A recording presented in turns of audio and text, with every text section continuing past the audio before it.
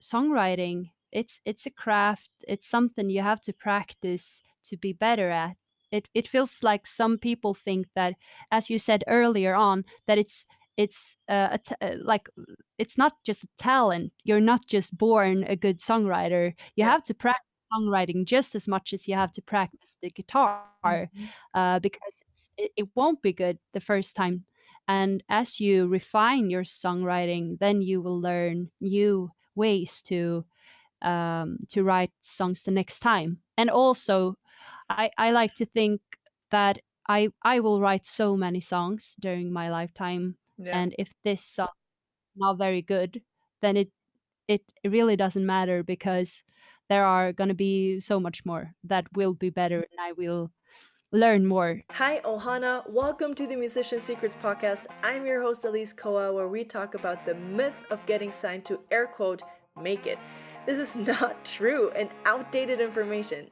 That's why I'm bringing on so many different independent musicians that are, in their definition, air quote, making it, to prove to you that there's a plethora of ways for everyday musicians like you and me to make money. Now, I know there are so many different things we need to know as independent musicians, from how to write great copy and how to market and songwriting and producing and how to build a home studio and so on. Most of the time we don't even know what we need to know. It's hard to juggle it all. So I put together a free members area that you can sign up to right now, where I share my favorite podcasts, books, and online courses on all those topics with you, so you can save yourself money and time. I've done it all for you. As Tony Robbins likes to say, growth is the only limit to your happiness. And we don't want that.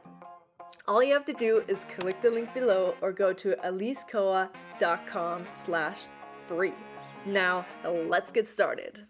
Welcome to the Musician Secrets podcast. Today, I have an amazing guest. She's a singer, she's a songwriter, she's a producer, she's an amazing artist. And I can't believe that she's with me today, and she agreed to chat with me. And she is from Sweden. I can't pronounce exactly where she's from, so she's going to be doing that when she introduces herself. But everyone, please welcome Mary Mi. Welcome. Thank you. Yeah, so it's pronounced Örebro in Swedish. It's a town maybe 2 hours from Stockholm. Usually people just know where Stockholm is, and not so. Yeah, so there aren't many towns in Sweden, but that's one of them, Örebro. Yeah, I can't pronounce that. I'll let you do that. Yeah, thank you again for being on here and agreeing to, give your life experiences, to other musicians. I really appreciate that. But Thank you for having me. It's fun to talk music. Yeah. I can talk music all day long. That's why I have a podcast, so I can talk about it and don't have to shut up. But for people that don't know who you are, just introduce yourself.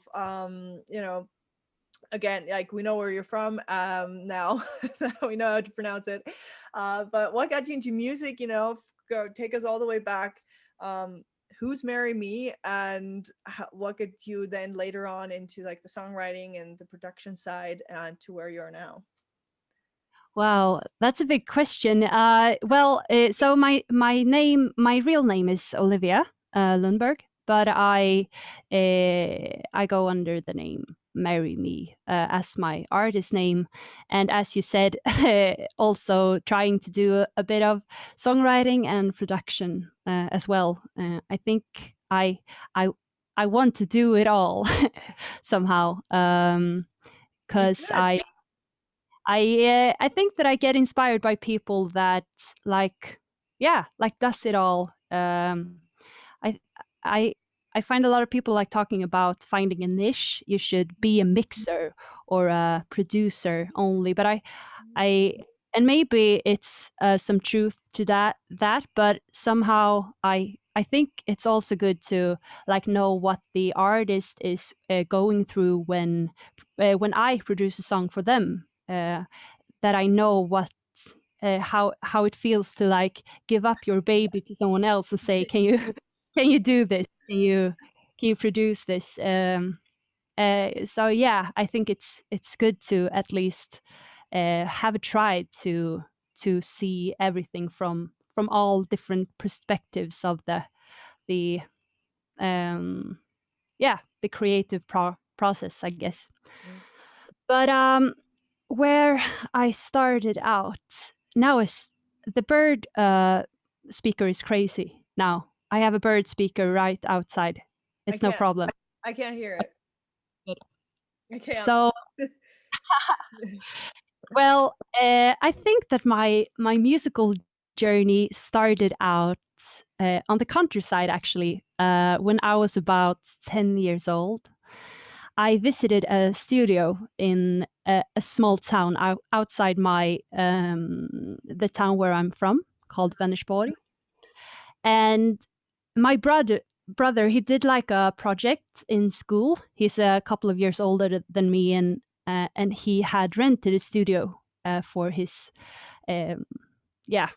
I think he was about to graduate from high school at that point, and he was doing a project, and he had a couple of hours over, and he asked me if I wanted to record my song that I've written.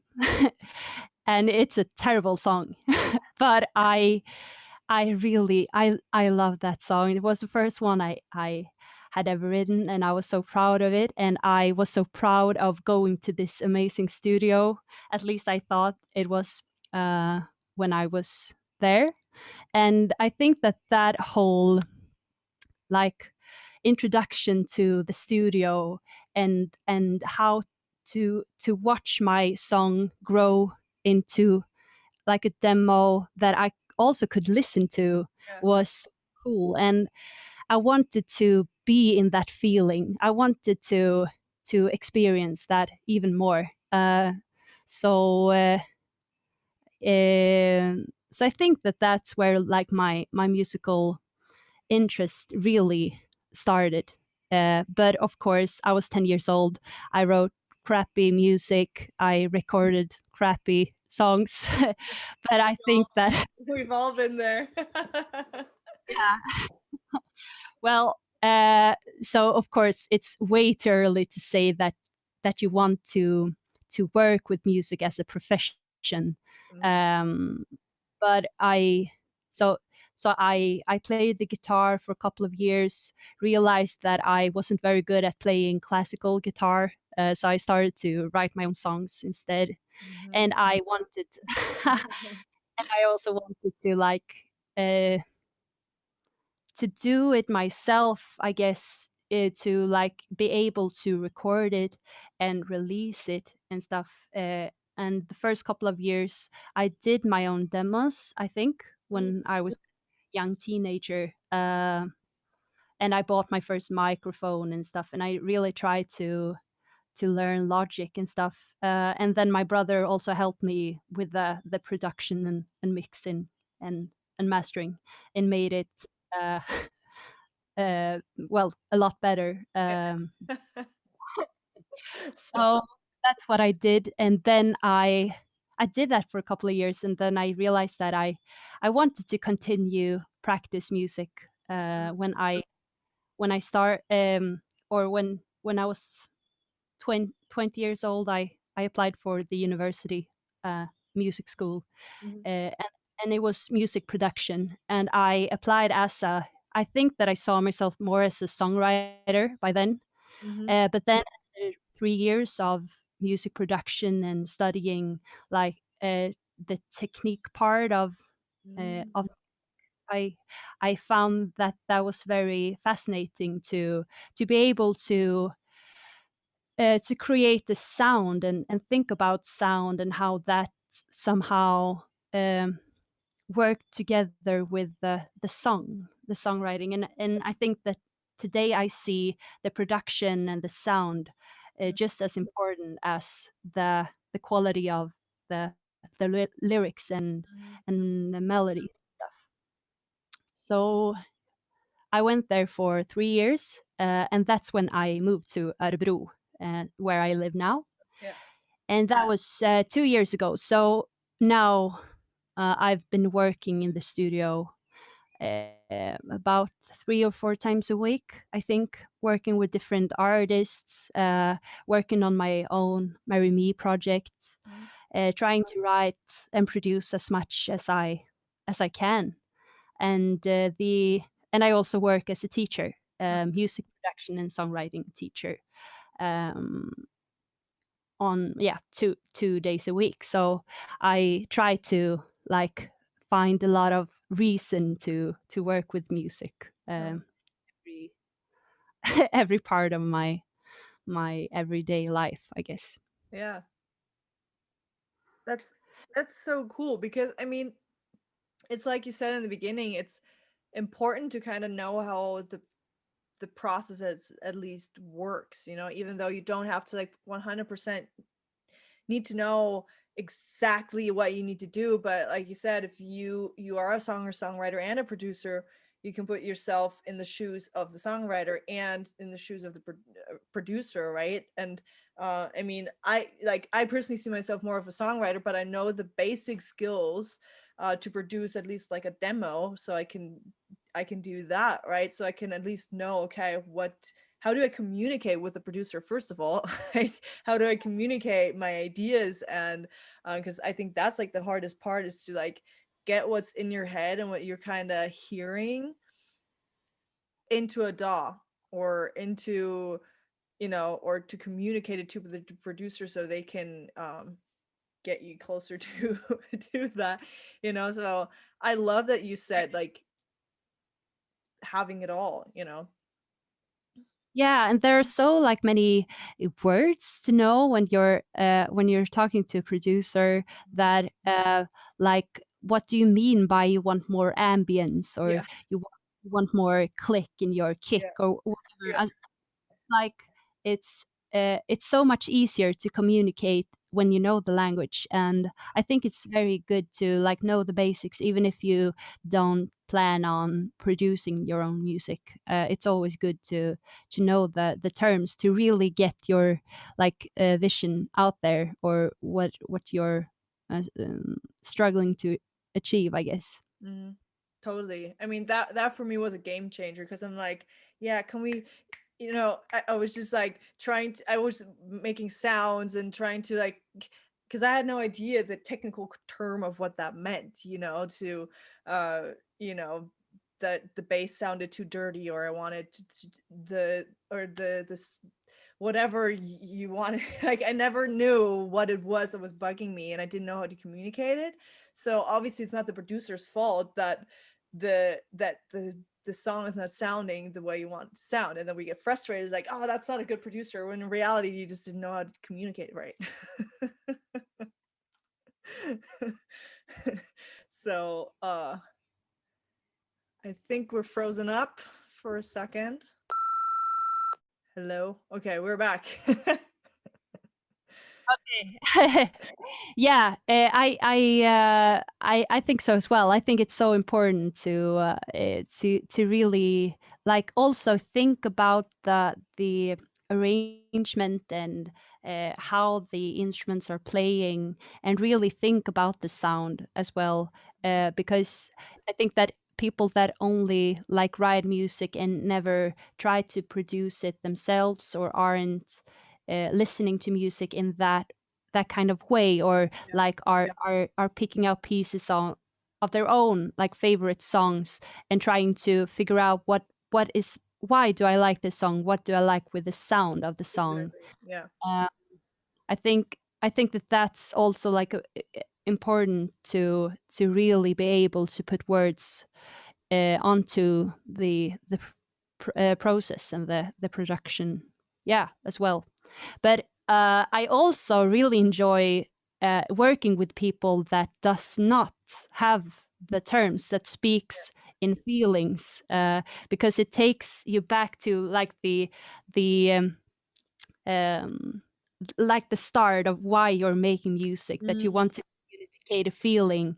And when people are talking in feelings, like, okay, I want the pre-chorus to feel more free, and I want it to feel more like intense, or you know, you as a producer needs to find the elements to Yeah. create that feeling, and that's also Ah, uh, very interesting way to create a production. yeah. Oh, that yeah, I mean that yeah, I mean cuz I mean at the end of the day music is feeling, it's an emotion, right? And if you don't get it right, then what's the point? Like if it's music is emotional. And so if you're like, okay, what does how when does a song really sound free? Like how do you what elements does it need to sound free or get intense or you know, when they say, oh, I want this reggae feel, it's usually they're trying to tell you, oh, it needs to be on the offbeat. But if you don't if you don't know that, you're like, oh, I just want that reggae feel. What they really want is usually, out of experience, they just want the offbeat, because that's Yeah. usually what we get in reggae and stuff like that. So you know, sometimes we kind of need to translate that in our brain, but it's also kind of nice to free away from that, be like, okay, yeah, what is reggae, what is the reggae vibe, yeah, you know, instead you know. So yeah, totally. Yeah, it's yeah, it's an interesting process, but also a very time it takes a lot of time also to like dive into music like that. So I understand that like a lot of producer just want to tell Yeah. me, tell me what you want. Like, oh, it's the bass. Oh, it's muddy. Okay, yeah, I'll fix it. Like that. What I understand why people are behaving like that as well. But I think it's very good sometimes to just stop and really think about what you're making and why are you choosing these elements. Mm. What feeling does what really happens? And I think that you can learn a lot from Mm. that. What do you Reflect. what would you say makes a good producer then?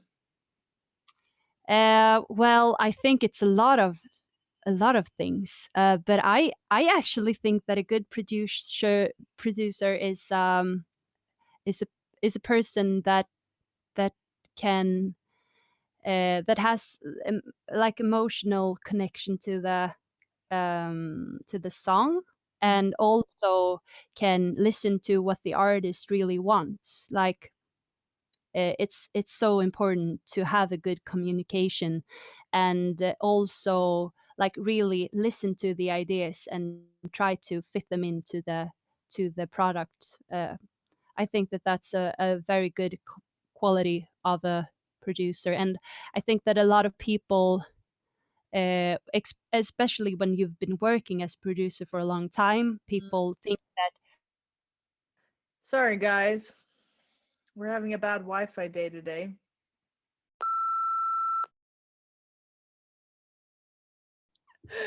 let's do. Perfect. Okay, so this day is not going as planned, but we're making it happen anyway. We're using it to the best of the abilities that we can. For some reason, we got kicked out. The Wi Fi is not the best, but we're gonna make the best out of the situation. So we gotta go back. Um, so, what makes a good producer? Okay, so now I have like practiced this answer before, so now it has to be a really good answer. No Well, pressure. I think no pressure. So I think that a good producer is a producer that is open-minded and social and speaks like freely with the artist, and that the artist also feels that he or she can tell the producer whatever she or he feels about the production, what's good and what's not. And I think that I think I said it earlier as well, that if you have been working as a producer or like any craft, I think that you after a few years you feel like, okay, now I have a lot of experience and I know a lot of things, Mm, and the artist comes to me and I'm giving them advice on what's best for this song and stuff. And mm, that's of course a very important quality to have, like experience and yeah. knowledge about the craft. But I think it's also important to really listen to what the artist is saying, Mm, even though the person does not have a lot of experience with music production, that you still like listen to the ideas and try to fit them into the production to find new ways to work.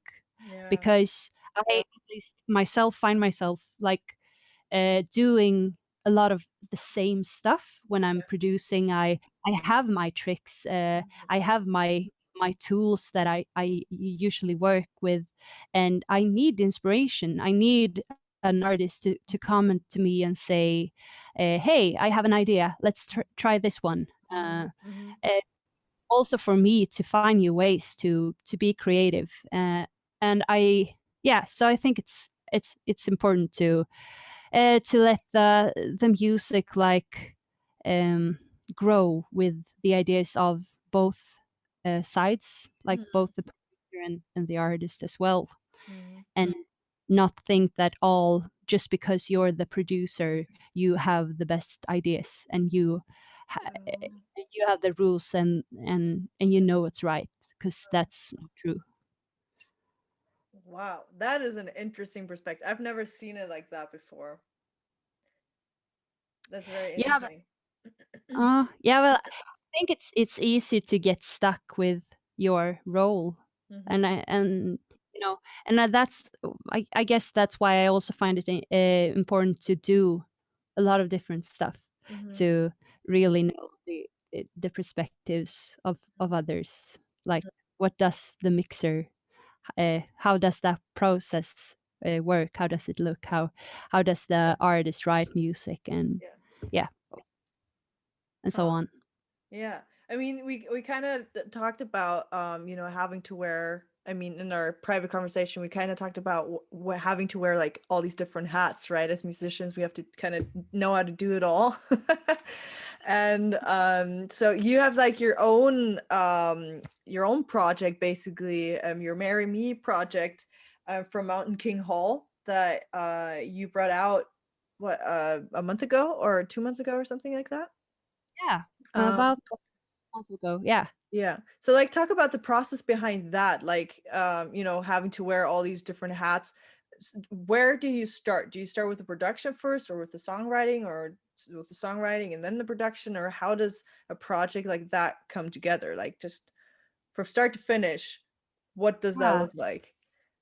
Well, so Mountain King Hall is I have used the melodies from the classical work of Edvard Grieg. I think it's a Norwegian composer that made the Hall of the Mountain King. You know, the ba ba ba ba ba ba ba ba ba ba ba ba ba.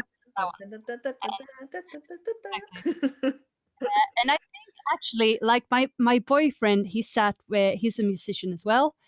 He sat with a guitar and he was like just jamming and I think playing around and sang that song on the on the guitar just for fun. And I was like, that's cool. We should do something with that. And I started to try to do it like I think it's a very cool melody and everyone knows the melody as well, Yeah. and it's very, like dramatic in a very fun playful way, and I was like, what if I place this in an indie pop version, and I also put lyrics onto it, Yeah. and that's how I created it. But I think that I started on that one. I started doing the at least the chorus on guitar and tried Uh, singing it, and I was like, I think I found the chord production on the guitar, and then I was very early on. I placed it in yeah, on onto the computer, because I usually do it that way. Usually mhm, I create a track which I then make a top line over, mhm, mhm. and sometimes I use the guitar, and I think that was a guitar based from the beginning, and Yeah. then I just and then I just try to find I I find a lot of like inspiration in, I don't know if you know Sylvan Esso. It's an indie pop band from the US. They have a very fun way of creating production where they have a lot of like strange noises. Like sometimes it sounds like they're just hitting a trash can, and it can it's very it's very playful, and I really like love that kind of production, and I'm trying to create that in my Mary Mi project as well. Yeah. I'm trying to find like fun noises and to have like this playful touch. Yeah. You met up with Lynn because we Yeah. Exactly. podcasts ago, and I think that you were talking about that as well, because I think that Lynn is so Yeah. good at doing just that, like being very playful with her lyrics and being Totally. very like ironic and everything. Yeah. I've always been good at complaining, Yeah. and I love that like, song. Still to this day, I love to listen to it. Yeah. yeah. I think that so I really I love her work. I think that the songwriting is so great, and I think that I'm inspired to do that kind of like ironic, playful thing with the production, but still, of course, I want it to sound like interesting and good. Yeah. So that's what I did with Mountain King Hall. Mhm. Yeah, and I also read about the so it's a theater as well, the classical piece, the Hall of the Mountain King, Yeah. about like I think it's a man like walking into the Hall of the Mountain King, where all the trolls are dancing on the tables, and where you meet the Mountain King and stuff. And I wanted to create that feeling, you know, walking into a forest and going into to this um to this like big rock where everyone are trolls, and Yeah. you're just dancing with them. I got caught up with that emotion. I wanted to capture that in the single. Yeah.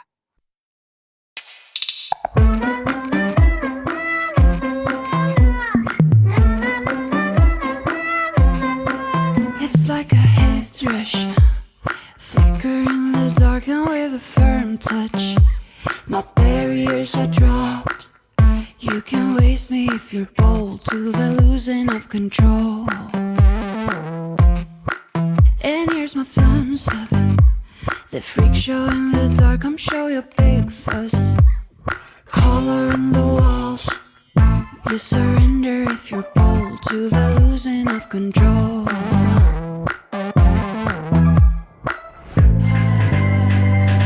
Where every past is solved, just out as anyone. Show me what you've got in the Mountain King Hall. Give me every single bit or nothing at all. Show me what you've got in the Mountain King Hall. Oh, you can see that, be that in the Mountain King Hall.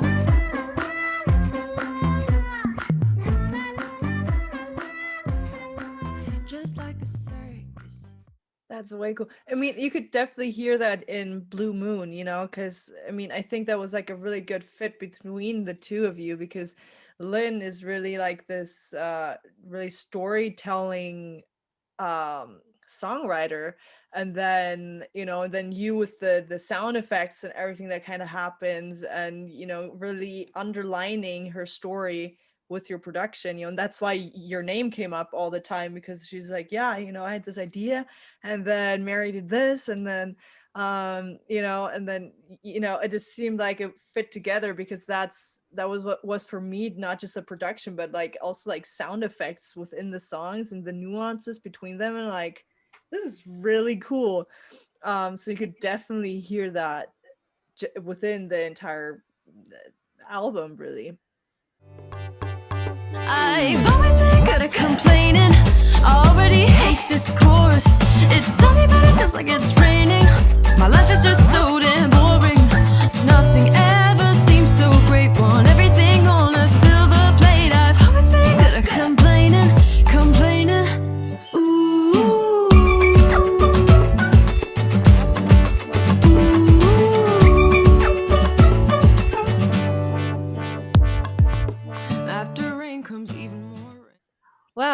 yeah, I totally agree. It's fun that you say that because I also think that we really found each other like musically. I think we enjoy the same type of music maybe, and also that it doesn't have to be pretentious, you know, and it doesn't have to be yeah, that it can be fun to listen to it, but still Totally. it has like a deeper meaning. It Mhm. always does.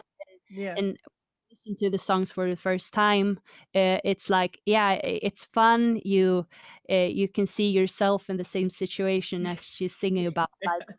oh, I'm all complaining about this and stuff, and then you have to listen to it a few times, and then you realize, like, okay, so there's also a deeper meaning in that one, and I think Yeah. that's really cool Mm, when artists can find that, and I think that I wanted to do that in the production as well, mm, like um like like the listener can find new stuff mm. to get caught up in after 10 or 20 times of listening to the same song. Yeah. Yeah. Then you hear the sound effect and it's like, oh, that's what she's singing about. um Exactly. she Totally. had the idea of she did this sapod or sapod, I don't know how she pronounced it, but it's one of the songs in her EP, Yeah. which is very easy, and she also Safad, or I did not know how to pronounce that, but yeah, she it's a really yeah, good song.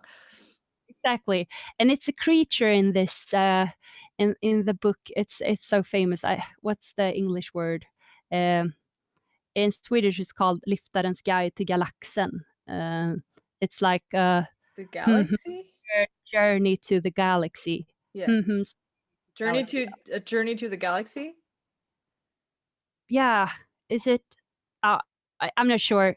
People who've read the book probably knows who he is, but I think it's like a creature with three heads. I Yeah. haven't read the book, Yeah. but I know that he has, and she has really like a lot of uh, put a lot of thought into the production and how that we can make it very spacey. Yeah. As the lyrics are spacey, Yeah. and that's yeah, that's great. Yeah. It's a tough one. I mean, and that's what kind of made me reach out, because I just fell in love with like the storytelling aspect of it, because it was very different. I'm like, three heads and aliens and what's going on here, and then the production just really carried it really nice, and they really complemented each other. It wasn't like one was stronger than the other one, and one was like, they just, everything flowed, and you could just feel that the production was really just helping the storyline tell the story as well. So the production wasn't just music that was random, but really there. And that's why I still love to listen to her album, because I cannot get enough. Like, I'll listen to it and I'll find something else, like a lyric that pops out, or that deeper meaning that you find, or the sound effect that happens there, and you're like, oh my gosh, I didn't even hear it the first 20 times I listened to it, and that's what makes it so special. And I'm like, I gotta have Lynn on here, I gotta have you on here, and just, I want to know everything. So I'm just excited that you agreed to be on here as well. Yeah, well, I'm thankful for being here. I was very glad that you reached out and asked if I wanted to talk. And I oh, I was gonna say something about the production. Well, it got I forgot. But yeah, it's been a very fun collab Yeah. with Lynn. So Yeah. happy about it.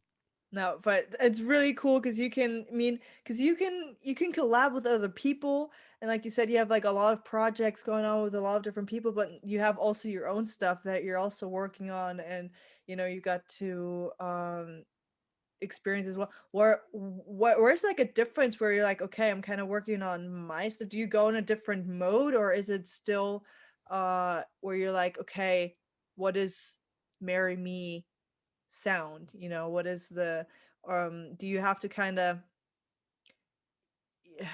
I'm trying to phrase this question. So like, because obviously when you're working with someone else, you need to work differently than when you're just working on your own stuff. Like, what's the difference, and how do you deal with these different hats, basically? Yeah, well, first of all, I think that I have a very like clear image of what I want to create in my Mary Mi project. Mm, I have been working a lot on like visual content and also the sound. Like I think that I know what kind of direction I want to go. mm, And I also, since I uh, write and also make the production, I feel like I have full control over the whole process, and I am able to say like, this is me, this is what I dream about, and this is how that sounds, this is yeah, my world, you know, that so in a way that's easier because I don't have to figure out what someone else wants to do. yeah, And in another way, it's harder because, as we spoke, what we said earlier, that you are your own like worst enemy, and when you have a month where you're not feeling very inspired, then it's yeah, harder to create stuff in my Marry Me project because yeah. I am, of course, my own worst enemy as well, and Mm, sometimes I don't know what but when I'm creating productions for other people, um, I don't feel that as much. Of course, you have your ups and downs in the production as well, where you have higher and lower self esteem and stuff, and you mm, feel like you have nailed something or you haven't. But it's more like a process that since I'm working with it so many times a week, and I'm used to getting like feedback and stuff and yeah. changing. It's it comes it's not based on the creativity always, if you know what I mean. Like Mm, my Maggie project is always like, oh, this is my heart, blah blah blah. And when I'm doing something for others, of course I feel creative when doing it, but yeah, still I also see it as this is also a job, and I know type of what type of drum track I'm looking for, and I know what chord progression I would like to have, and it's more like I pick stuff from my toolbox and I mm, create for someone else, which makes it I don't I don't like fall so deep down, and yeah, it's more like a straight line, you know. yeah. Yeah, so I think that's the biggest difference between them. Mm, And also, of course, that when I do productions for other artists, then the song is most or often written already, so I have to put a production onto mm, an existing song. When and in comparison to like my Marry Me project, then I write and I produce and I write and I produce, yeah, yeah. and they are parallel, Mm, those two mm, processes. It's harder sometimes to find. It's so important to like find the right production for this song, and it takes sometimes a few tries to mm-hmm. find it. Yeah, So that can be the hard part. yep, for sure. There's when we were talking before in our there's a quote that I wrote down because I thought it was genius. It says you said it's easier to hate your own ideas and songs than someone else's. And I thought that was very interesting. You just said it basically. Again, like where we're so harsh on ourselves, and we know what, like if we have someone else's song, we know what to do, right? We grab in our toolbox, you're like, oh, okay, we can do this and this and this and this. And then all of a sudden, when we do our own thing, it's like, ugh, I'm overwhelmed, and then we're so hard on ourselves that we don't get anything done, or we don't think it's good enough, and we keep judging ourselves. And I thought that was a genius quote. I'm gonna put it up on my wall. Very Yeah. cynical. Yeah, I'm gonna post it on Instagram. Inspirational quote of the week or of the month. Well, I really feel exactly like what you're describing, and I think that for me at least, it's like I'm the only one, not to blame for that this is a shitty song, but I can't. It's so much easier to think about yourself like that, and that's brutal and sick in many ways. That you feel like that you are so harsh to yourself. But when you are the only one in the process, it's much easier to say this isn't good enough. Mm. Uh, but you would never like treat other people like that. You I you would never think something like that about anyone else that you're working with, because you get inspired by other musicians, and you think that their ideas usually are so great. Yeah. You want to come give it to me, and let's create something good together. And also it's a much more sometimes fun experience. You chat, you have some coffee, you write a good or not always a good song, but Yeah. sometimes. And it's the experience is fun. Yeah. And when Yeah. you still have a good time, and sometimes you write a bad song and it's like, well, this wasn't very good, but at least we had a fun time writing it. And Totally. you and you're not it's not your baby in the same way as Yeah. when you're all alone in your bedroom writing your heart out. Yeah. For sure. Yeah, I had to learn the hard way to kind of a little detach myself from my songs, once, when you're performing them or stuff like that, because, I mean, I studied music in England, and so as a songwriter, I would have to perform my song, and then the only audience were five of my teachers. That was it. And that was the most I'd rather have hundreds of people in the room that are non-musicians than five experts sitting in front of me and taking notes as I'm performing my song. They're there on their laptops and with their sheet and like taking notes, and then you stand there, you're basically pooping yourself, and then they judge everything, and you're just like, to be honest, the first time I just cried and I thought I'm a crappy songwriter and I'm gonna stop. And luckily I didn't. And I improved and took their feedback, but it's hard. It's your baby. You've put your heart and your soul in there and you're telling everyone about it. You're opening your heart, and then it feels like it's just been ripped out and then thrown on the floor and stepped on it, and they spit on it, and then they're like, here you go, here you have it back. I'm like, ah. But that's how it feels, when you're so happy about a song and then you get so much feedback, because that's the teacher's job, you Yeah. to listen very objectively on the song and give Yeah. feedback. And that you have to find it has to develop all the time. It's never done, but No. that's sometimes what you want to hear. You want to play a song and then you want everyone to like just stand up and that's great, you're done. Yeah. Standing ovation. Yeah. I don't know. And well, yeah, but I think it's a good experience. I've been there Yeah. as well Yeah. during my education, and I think it's good to get some distance from the Yeah. songs you're writing, because it's sometimes you have to go home and write another verse too, because the first one wasn't good enough, Yeah. and you have to like rethink some melodies and stuff to get better at Mm. writing songs. Yeah. um but I think that you have to free yourself from the feeling that you're not good enough because you're making a crappy song. It's not that. It's just you're developing and you're a good songwriter. Yeah. Yep. Yeah. I 100% agree. I have nothing to add there.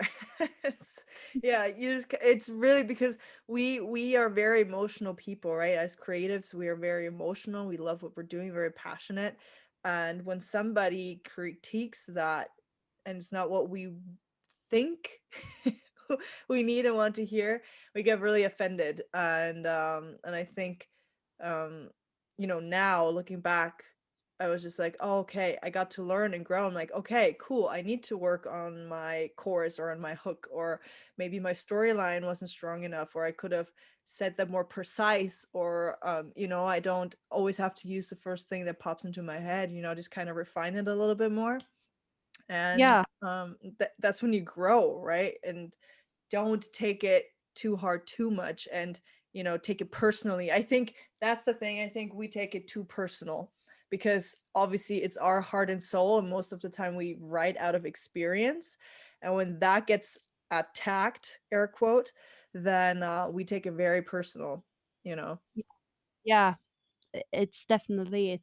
And yeah, like also songwriting, it's a craft. It's something you have to practice to be better at. It feels like some people think that, as you said earlier on, that it's like it's not just a talent. You're not just born a good songwriter. You Yeah. have to practice songwriting just as much as you have to practice the guitar, Mhm. because it won't be good the first time. And as you refine your songwriting, then you will learn new ways to write songs the next time. And also, I like to think that I will write so many songs during my lifetime, Yeah. and if this song is not very good, then it really doesn't matter, because there are going to be so much more that will be better, and I will learn more, and I will write even crappier songs than this one as well. But you just have to like do it a lot, Yeah. write a lot, and learn a lot, I guess. Yeah. It just needs to come out. I mean, that's my because I was talking with my mom about this, and she's like, and she's like, just listening to you kind of, throw all my, like, I was just complaining. I'm like, oh, this is not working, and she's like, it sounds like you you're not born a songwriter, you become one. You're not born a producer, you become a producer. You're not born just this genius, you become it. And I've never, like, my mom was really good at making these connections, because obviously she's like, as my mom, she can see my process of me like growing from this little kid to barely being able to pick up a guitar to performing on stage and writing my own songs. And I think a mom has a very unique perspective, or a parent, um, on that. And there's an interview that I love with Ed Sheeran. It's couple of years old now, but he was in an interview, and this, I forgot his name who interviewed him, but he basically said, oh, every song you touch is gold, and every song becomes a hit, and how do you do it? And he's like, by writing a lot of crappy songs. He's like, I wasn't born just with it. And he's like, what? And Ed Sheeran like literally pulls out his phone and gets out like an old recording and plays it, and you can watch the interview. It's so funny, and everyone's like, oh, that's okay, because you kind of hear the guitar, and everyone's like, oh, that's beautiful, and then he starts singing, and everyone's like, okay, I can't. And he's like, yeah, in the beginning you sound like crap, but if you never write your first 100 bad ones, and the next 200 really crappy ones, and then the next 500 that are kind of okay,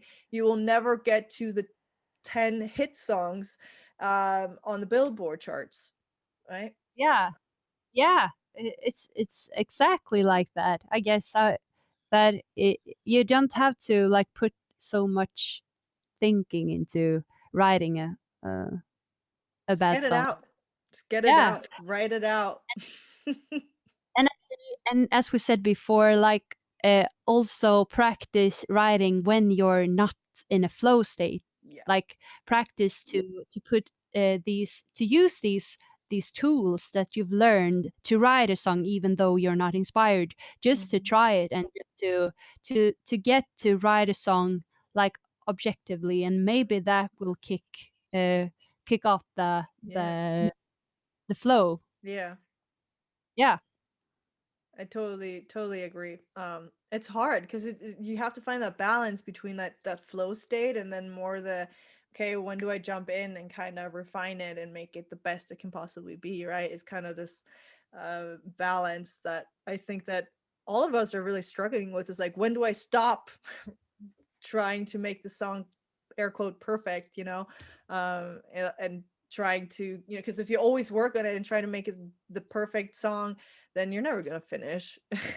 And what's the point of that, right? So And that's also a very important thing, like to finish stuff. yeah, I know so many songwriters that has, including myself, yeah, so me too. many like yeah, in my backpack that I don't ever finish. Yeah. And like finish uh finish a song and see how it feels like, just to know how it should sound like when it's done, Mm, and that it feels good, at least for me, to mm, like finish a project and move on, because it stresses me so much to think about all these ideas that I should do something with that I don't. And instead of like, it's I think a lot of musicians are like me, that in that opinion, you're good at starting project, but you're not as good as uh, ending them. yep. So guilty, guilty as charged. Totally. I think it's the creative brain. We have so many ideas and we start an idea and like, ooh, and then the next idea starts, and then the next, and then it's, oh, what if I do this? And then what if I do that? Then I can do that with this. And then we bring together and it's a big project, but what about this over here? And we're just like this squirrel brain that's like, ooh, what about that? This is another shiny thing. Ooh, okay, this is cool. Let's do that. Like we never finish any. And that's a very typical, you know, just creative brain thinking. And Yeah. that's something I kind of address in the course that I'm working on right now, is to really, okay, how do I focus? Because that's, for me, is the hardest thing, is to focus, start one thing, finish it, start the next thing, or have only two projects going on. Like for me, that would already be like a big win. And I think we totally have the squirrel brain, and and I need to kind of tell myself, done is better than perfect. Done is better Yeah. than perfect. And I just have to repeat that in my head. Is like, okay, this is not perfect in no means, but perfect is not going to get anything done. So here we go. And also, if you like have the ambition to work with music, uh, that you want to like be a professional producer or songwriter, Yeah. that you have to create music, even though you're not inspired to Yeah. finish an idea that you thought was great, like Yeah. a year ago. But that's also an important part, like discipline. And yeah, Yeah. I'm working on that one. Yeah, same here. I think we're everyone that's listening. I think everyone, as musicians, we are all just kind of, we have that struggle. So it's good to talk about it, because it's like you're not alone in this. Like we're all just trying to figure this out. We're just all starting. We're all trying to figure out this music thing, whatever that is. We're just all kind of hanging in there trying to figure it out. And the cool thing is, I always ask people, what advice would you like to give on this podcast? Because this podcast is from musicians for musicians, to really help each other out and just learn from each other. Because I think when we share our experiences and if we learn together as musicians, we all win. It's not one against the other. And I think that's how this podcast got started. And you were really just off the bat gave like the best advice. Um, for the first thing you said, there's no secret formula, right? Talk a little bit about that and your experience with that. Yeah. Okay. So what I meant by the secret formula, Yeah. that's what I thought when I started out. When I started my education, music production, I think that a part of me thought that there's a secret. There are secrets that professional producers know, Yeah. that they're not sharing. Like people are having these secrets to creating very good very good songs and productions and stuff.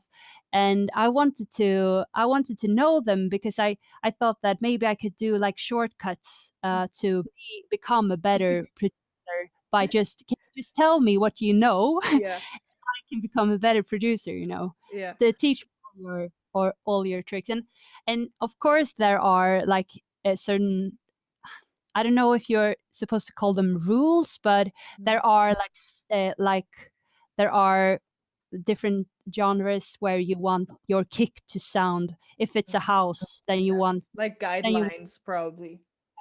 guidelines for certain types of productions, which producers, of course, that worked with these genres know a lot Yeah. about, and those guidelines can be very good to know, of Mhm. course, when you're starting out, and if someone that like teaches music production listens to this one, I think that's a good like I miss that a lot in my own education, Mm. like telling people these guidelines, because it's so frustrating as a student to hear there are no rules. Yeah. There you do just whatever you want, and Yeah. there like just starting producing music, and like I don't even know what I want Yeah. to do. Yeah. You just give me some type of guidelines Mm. to make a good drum and bass beat or whatever it is. But so of course there are guidelines, but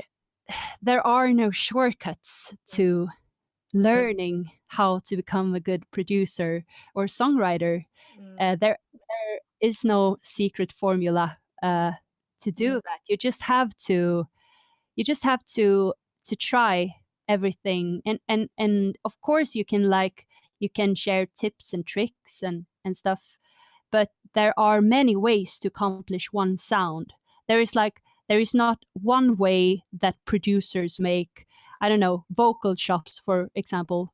There Mm. is no there's not only just one way, or Yeah. what you have to do if you want to be a good producer is to listen to what you want to accomplish and try to imitate it Mm. in your own dub and see what comes up. I guess that's one of the things that I found out after I tried to find shortcuts but didn't. Yeah. That's, I think shortcuts, they sound so um they sound so like like cool. Like, oh, there's a shortcut. If I just figure out this one shortcut, I can just save myself so much time. And in German there's a phrase called es gibt keine Königswege, so basically translated into there are no there's no uh, I don't even know how to translate, but basically saying that there is not this shortcut that you can take just because König is the king. So basically the king can just shortcut everything, and it's like no, like you're like everyone else and you have to go through it just like everyone else. Obviously there are guidelines that you can learn, but at the end of the day, it's basically the basics. Like over just listening and talking to so many musicians and producers and marketing gurus and all those people, mindset and stuff, it always comes back to the basics. Understanding the basics always comes Yeah. back to that every single time. Like you want all the secrets and the secret formula and but at the end of the day, it's knowing your basics and kind of, mastering those rather than trying to find all these shortcuts, because by trying to look for those shortcuts you actually get lost in it all, right? That's how I've just personally felt. Yeah. Yeah, and that's yeah, I think that it's good to like to keep you on your toes, you know, Yes. to um I love YouTube tutorials for that reason, you know. You Same. see someone with how to create the fat kick sound, Yeah. mixing vocals perfectly, you know, going into them those um, can can maybe give you some new ideas Yeah. of how to like create stuff Yeah. and keep you on your toes and make you like developing your own skills. Yeah. I think so. That's of course a very important part of it. But usually, there are no secrets. Uh, you probably know them by you. You can probably create a lot of stuff that you don't think that you can just because you haven't tried. Just try listening to songs, and try to like pinpoint what makes this cool vocal shop. Mm, Okay, it has a lot of reverb. mhm, Okay, it sounds like it's a pitch shift on. Okay, mhm, oh, maybe this. Okay, but I'll try to to put all those plugins on and see what happens, and just be mhm, playful and just mhm, uh, curious and try stuff, and don't think that there are rules that another producer will look into your project and think, what the hell have you been doing? Because no one really knows what they're doing, honestly. At the end of the day, that's what I'm saying. We're just all trying to figure it all out. I think there's no one's like, oh, but I know it all. I figured it all out, and like, no, it's music. Like we're all just kind of like, take a chill pill, dude. Like, at least I've never met someone that was like, oh, okay, got it all figured out. You know? Yeah, well, I really want to meet that person that Yeah, knows everything. Yeah, and then I'm gonna same. ask for shortcuts, how Yeah, to, yeah, how to be same. Yeah, when professional. you meet that person, let me know, and I'll have him on the podcast or her on the podcast. The second thing that you said you were very passionate about, or something that you well started out as a struggle and then actually made it into a strength, was seeing yourself as that female producer. You know, kind of being dominated, living in a world that's very dominated by um, a lot of masculinity, let's say. You know, and you kind of talked about, you know, not coping with that really well, and like giving yourself the name like, oh, I'm a producer, you know. Kind of walk through that journey, like what was that struggle like, and how did you overcome that to get that self-confidence to be like, you know what, I am a producer and I can do this. Yeah, yeah. I really, I don't think that I have like. I think that the industry, or at least in Sweden, are very open minded to like it's important with both female and male producers, Mm. and that it's important not to label stuff. Yeah. And I think I've met, especially young people, they never look down on me because I'm a female producer. Mm. But I think my problem has been a lot. It's been a struggle for me, or my self esteem. I think that I have put a lot of weight onto who I am and what I can create, Mm. and what's possible for me to create. And I think that that is based on what kind of role models I've had. Mm. And I've seen a lot of male producers, and I think that when I was a teenager, I saw these male producers, and I didn't feel connected with them. And I just thought that, okay, so a producer, uh, it's not me. I'm a singer Mm. because I see this female singer, I see this Yeah. female songwriter, and Mm. it's easier somehow to connect with that when you're young. Yeah. So that's why I think it's very important to have like female role models in the industry, and as producer and as drummer, or bass player, or whatever, just to see someone else do it. Mm. And Mm. I didn't when I was young. Mm. So that gave me maybe bad self-esteem when it comes to producing music. It was so much easier for me to see myself as a singer and songwriter.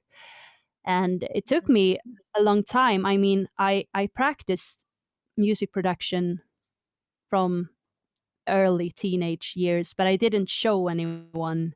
I just told myself that I'm doing this because I'm a songwriter that needs to do demos. But Yeah. this is good because, of course, I'm not a producer. I'm gonna leave that to someone else. Yeah. Yeah. Do it.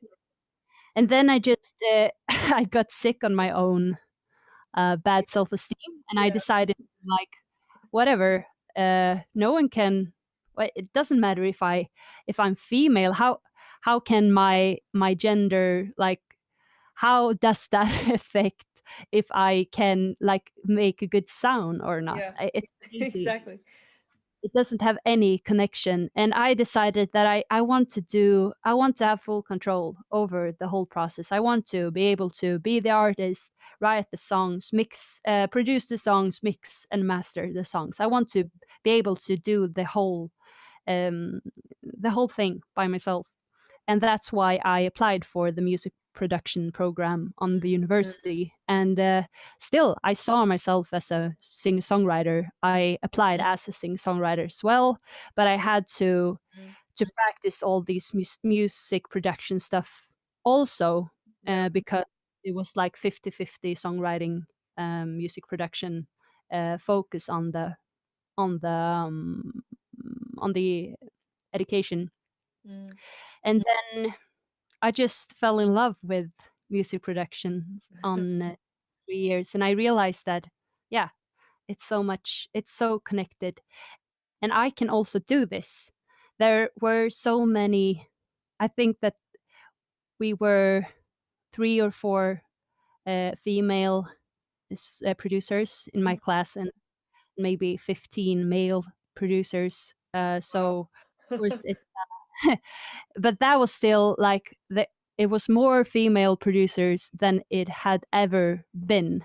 And I think and now the education has like 1 or 2 women, so it still has a lot of uh they have a lot of work to do still. But i I think that the education really helped me to get this self-esteem, that I could like graduate from there and think, okay, uh, I have graduated from the university, 3 years of studying music production, Mm. and there are like teenage boys calling themselves music producers, when they have sat in a dove for 2 months, Mhm. and they have self-esteem to like, come to me, I can help you with this, Yeah. blah blah blah. Yeah. And, and then I was like, so why can't I? I'm a music producer, and I just tried to convince myself that I was, and then fu- then I just continue that path, I guess, and just stopped thinking that I couldn't do stuff because I was female. Mm. It's so dumb. Yeah.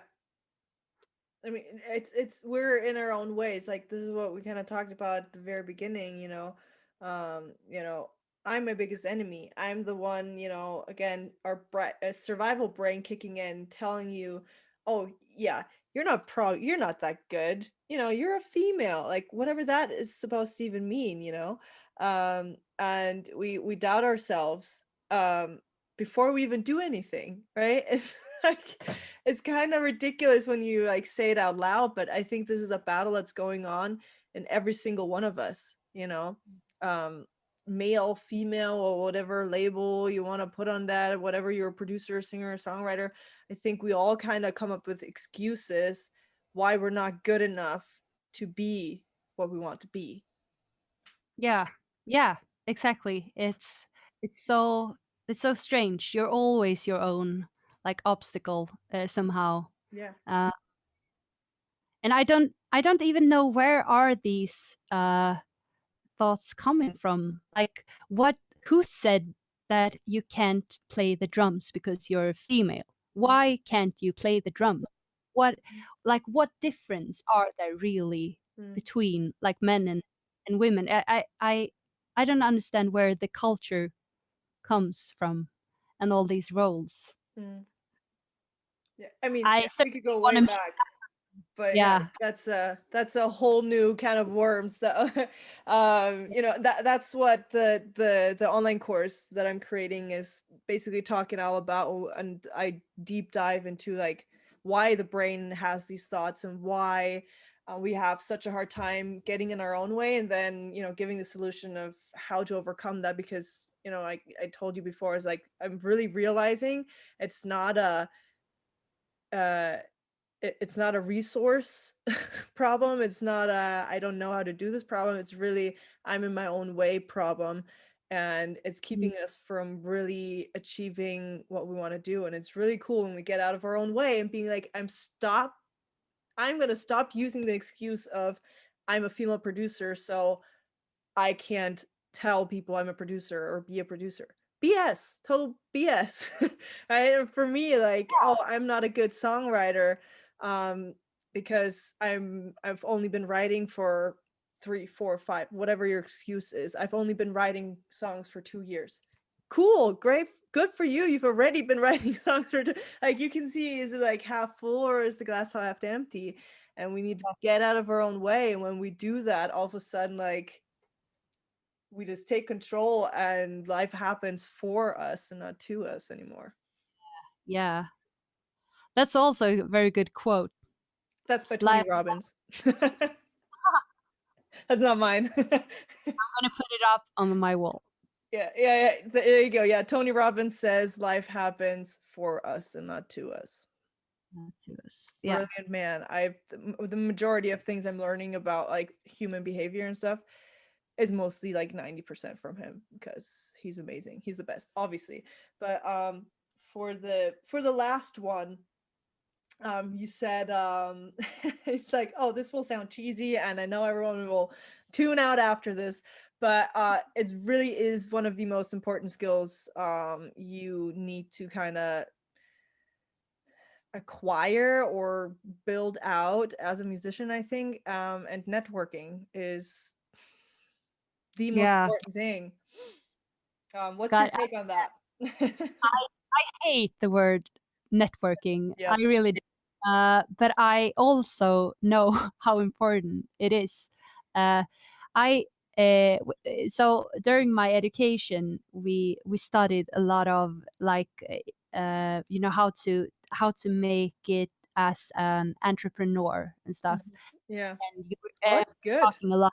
They did not Yeah, teach us that. I had to learn that the hard way, but that's cool that you already got to learn that. it's very it's so important because there are so many musicians that are very good at creating music, but they can't find the right people to connect with to get the music out there. So I think that that's a very good perspective on music industry. Yeah. And they were talking a lot about networking, and sometimes it felt like people talked about networking like people in the industry are puppets that you need to talk to get what you want, you know. Mm. And I think that that made me uh, like a bit uncomfortable and cold talking about networking, and it also made me not want to go mingle on events, you know. Yeah. But I know now that of course it's an education where it's hard to like teach how to behave as a social human being. Yeah. It's easy to get the wrong impression. Of course, they didn't mean that people are puppets that you need to talk to get what you want. Mm. Uh, but I think that networking doesn't have to be like a mingle event that you go to. You're networking with your friends as well. You meet a musician, you go to a party where all of your friends, other musical friends are, and you just start talking, and sometimes it feels like you have to be the best. You have to be the best producer, the best songwriter, the best Mm. bass player to be the one that people call Mm. when they want those skills. Mm. But I I know for myself at least that I'm calling the people that I feel comfortable working with, and that's usually a friend, Yeah. you know, a person that you enjoy working with. And I think that Yeah. it's so important to see people around you like we are all friends, we are working together, it's fun, we have a fun time together, Yeah. and you don't have to like be the best at everything all the time. You have to. You also the social part of the music industry is so important, because you can be the best producer, but be an asshole, and no one wants to work with an asshole. Yeah, 100%. Like seriously, like not being on time is not cool. Like I'll see, like I'll have that happen with musicians. We get this, you know, is a stigma where we're like, oh, musicians are always late and they're always wasted to band rehearsals and all that crap. Like that doesn't fly anymore. Like if I can't trust you, if I don't know you're reliable and that you're fun to hang out with and fun to work with, then you can be the most talented producer, musician, songwriter in the entire world. I do not care. I will not pick you because I don't know if you're going to show up. I don't know whatever you're going to be doing, you know, or if it's, you know, if it's going to be fun working with you or if it's just going to be a horror show, you know, I don't know. it, Yeah, every time that happens, like you'll call a friend that you trust before you call the most best talented whatever person. 100%. yeah. And sometimes it feels like when you're in the beginning of your career, you want to get to the top, speak to the most important A&R on the major uh, label, and uh, and you don't think that you're, and that, at least I thought that that's what networking is, getting to know important people. But networking is, you can just start digging from where you're standing. Look around you. Do you know that plays uh, this instrument? Okay, okay. So I started networking because I I met this person, and it's someone from my close, like, it's a friend to a friend that I'm calling, and that's how you start. You don't have to, like, aim for the most um im, im, like, an important person, but you know what I mean, like Yeah. the most um I think when you go in with the mindset of what am I going to get from this, it's not a friendship. no. And I think that's what a lot of people think when they go into air quote networking, because they're like, oh, okay, who can I pick out that will help me and benefit me and get me to where I want to get, instead of being like, how can I, how can this be a friendship, how can I serve this person, how can I help this person, rather than trying. I think networking comes from a take mentality, when really when you see it as a friendship, it's more of a giving mentality, and it changes the entire game. Yeah. And that's like, if you're seeing it from your own, like, point of view, of course you don't want people knocking on your door, asking you for stuff. That's Yeah. not how it works. Yeah. You have to give, and yeah, it feels like a lot of people forget that and think that the networking is different from what it really is. We're all just Yeah. people. We're all, at bottom line, we're all human beings. We all want to connect with other people. It's in our nature. That's who we are as humans. Yeah. Just be a human being, for crying out loud. Yeah. Okay, so that's another quote. Be a human being and not an asshole. Yeah. There you go. Collaboration on that last quote there. Yeah. Yeah, I mean, that's all I'm doing right here, right now. Like this podcast is nothing else but networking, getting people on here, sharing, getting, helping them out as much as I can. Um, nothing, nothing I want to return, just simply because I'm interested in who is Mary Mi, who is Olivia, what does she do, what does her music sound like, what does she have to say, what are the stories that you're passionate about, and then give you a platform to do that. For everyone on here, I truly just, there's a reason why they're on here. I don't just randomly pick anyone and just have them fill a place in the podcast. That's just not how I do things personally. Just connect with people, just talk with them, be like, hey Mary, how are you doing, how was your day today, how did it go, mine was crap today, but hopefully yours was better, right? It's just Yeah. um but yeah, it's really fun though. It's yeah. Thank you so much for being on here. This was a really tough one. Thank you for being so patient and hanging Well, in there thank with you. me today. Well, thank you for listening to me for 2 hours just talking. No, no problem. Like I said, I love music, and if I can find someone that will talk with me about music, I love it. Yeah, um, it's been so fun, and I have so many quotes to put up on my wall now. So I feel ready for the weekend. yeah, be like, this week can come, whatever comes, I'm ready. I got this. Feels good. Okay, so I have just one more thing that Yeah. I studied German. What? You did?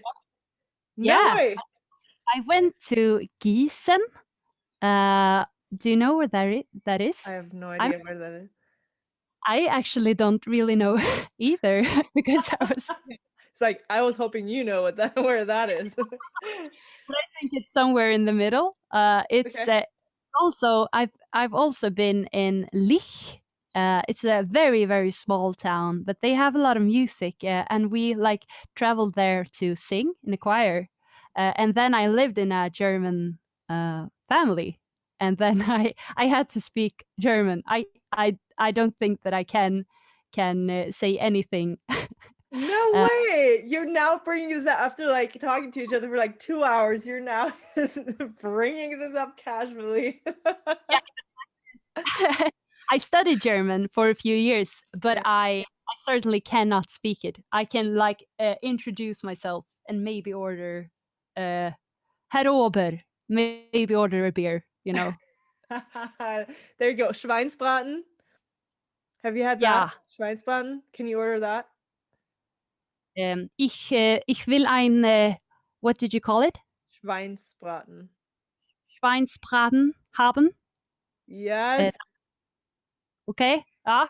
Ich heiße Olivia. Ich bin 25 Jahre alt und ich wohne in Örebro, Schweden. Oh wow. Oh, you sound like Swiss. You sound you would if I would have just heard that like that, I would have said you're from Switzerland. No way. Yeah, I don't. seriously. Well, thank you. So I'm gonna practice a bit more so I can like maybe write some German songs or whatever. And Yes. I'll I keep you up to that. That's the next couple collaboration coming up. we do a chat in German. I would love that. I rarely write songs in German, but you know, Yeah, that why would be not? a cool collab for sure. Mhm. Well, Wow. I wanted to put it out there, so no one didn't Okay. know that I could introduce myself in German. Now just try like now I'm like my mind is like what's going on? It's like at the end just dropping a bomb like that. Oh wow. Okay. Well, it That's sounds cool. like now it sounds like I have like studied German for real. I certainly have not. That's the only lines I know. Maybe if I listen to we've been watching like a lot of German series. It was a dog called Rex. I don't know if you know Rex. about that. It's Yeah, Rex. yeah. He's Okay, like so the we watched mascot. that. Ah, exactly, that Yeah. one. And we also watched a series with it's like a German Friends kind of thing. I think that they live together like they do in the series Friends, but Okay. they speak German. I Some don't watch 80. too many German series. I'm not I don't know, I'm not really into the German culture myself, but I love obviously I mean I live here, so uh but yeah. Yes. We check that out. Yeah. Oh, maybe I should. Um, for sure. I just have one closing question before we wrap this up that I like to ask everyone.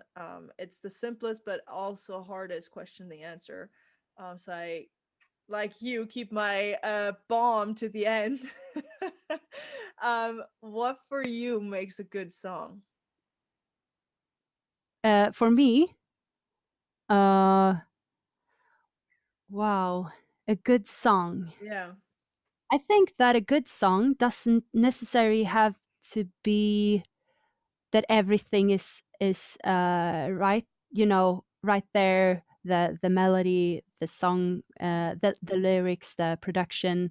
I think that I what I ask for in a good song is just something that makes me want to listen to it again, you know. It can be one phrase, one line that I absolutely love, one lyric line, or a cool synth sound, or something like that, that makes me um interested in the song, and makes me want to hear it again.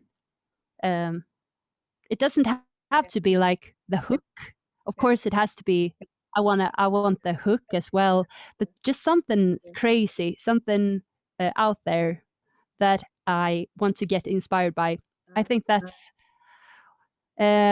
something that makes me think that it's a good song and makes me remember it.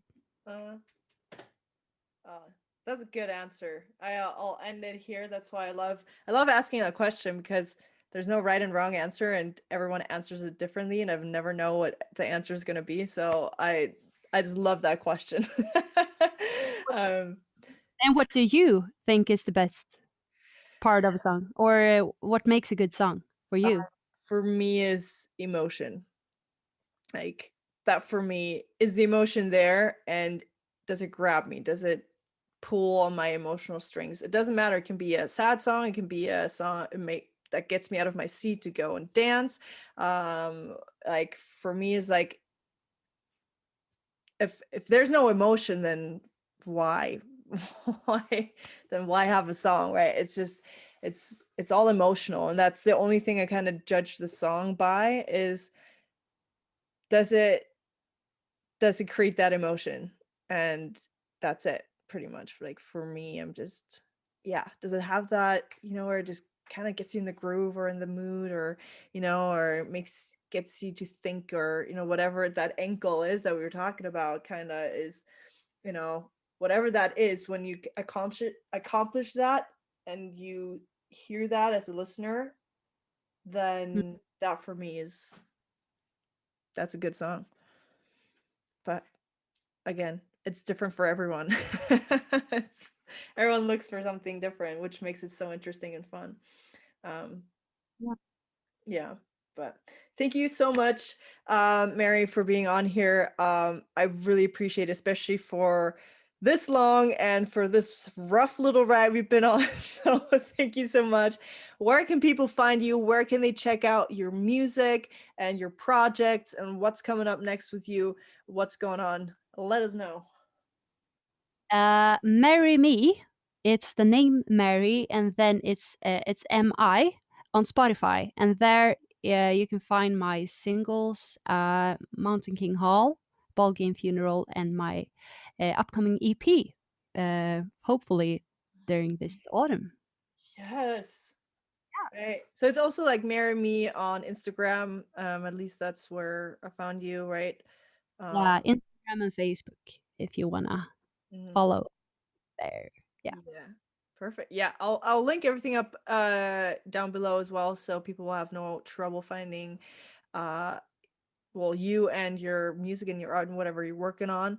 Because I'm a fan. I love what you're doing, so keep on doing that. Thank you so much, for being you and pushing through as an artist, and stop, that you didn't listen to those excuses, and be like, you know what, I can be a female producer. And what does that even mean? Like, why would that have to stop me? And I'm glad you pushed through that, and you're, out there and helping other musicians as well. And I just want to appreciate for that and thank you for that. So thank you. Thank you for letting me talk. Flicker in the dark and with a firm touch, my barriers are dropped. You can waste me if you're bold to the losing of control. And here's my thumbs up.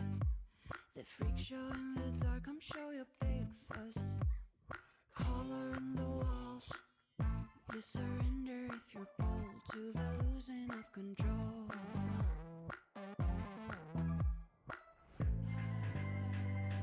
Where every past is solved. Just out as anyone, show me what you've got in the Mountain King Hall. Give me every single bit or nothing at all. Show me what you've got in the Mountain King Hall. Oh, you can see that, be that in the Mountain King Hall.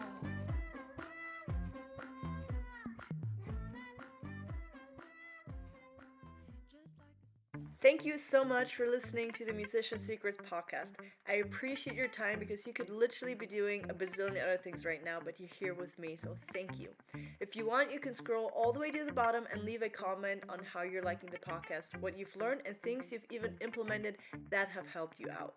As a little thank you, I put together a free members area with all my best resources, books, podcasts, and online courses about everything you need to know as an independent musician, from producing to songwriting to marketing to building a home studio, all the good stuff. All you have to do is either click the link below or go to alisekoa.com/free. I'll see you on the other side. Bye!